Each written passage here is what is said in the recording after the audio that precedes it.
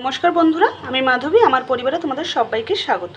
আজকে আমি চলে এসেছি মশলা ভেন্ডির রেসিপি নিয়ে। তাই জন্য এখানে আমি আলু আর ভেন্ডি ভালোভাবে ভেজে তুলে রেখেছি। এবার আমি গ্যাসে কড়াই গরম বসিয়ে দিয়েছি। এখন এবারের মধ্যে দিয়ে দেবো তেল। তেলটা গরম হয়ে গেছে, এখন আমি দিয়ে দিচ্ছি রাঁধুনি ফোড়ন। এবার দিয়ে দেবো বেটে রাখা পেঁয়াজ। পেঁয়াজটা এখানে ভাজা হতে হতে আমি এখানে কিছু মশলা বেটে নেব।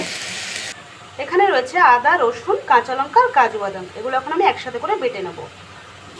পেঁয়াজটা এখানে খুব ভালোভাবে ভাজা হয়ে গেছে বন্ধুরা। এখন আমি দিয়ে দিচ্ছি বেটে রাখা মশলা। মশলাটা দিয়ে ভালোভাবে বেশ কিছুক্ষণ নেড়ে চেড়ে ভেজে নেব।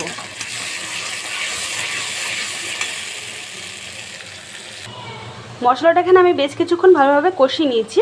এখন এর মধ্যে আমি দিয়ে দেবো কিছু গুঁড়ো মশলা। এখানে রয়েছে জিরের গুঁড়ো, ধনের গুঁড়ো, লঙ্কার গুঁড়ো, চিনি, নুন। এগুলো সব কিছু আমি দিয়ে দেবো। দিয়ে এবার মশলার সাথে ভালোভাবে মিশিয়ে নেব। আর দিয়ে দেবো মশলার বাটি ধুয়ে জল। এখন গ্যাসের আঁচটা কম রেখে বেশ ভালো মতন কিছুক্ষণ কষিয়ে নেব। মশলাটা খুব ভালোভাবে কষানো হয়ে গেছে, মশলার থেকে তেল ছেড়ে দিয়েছে। এখন এই সময় আমি দিয়ে দেবো ভেজে রাখা আলু ও ভেন্ডি।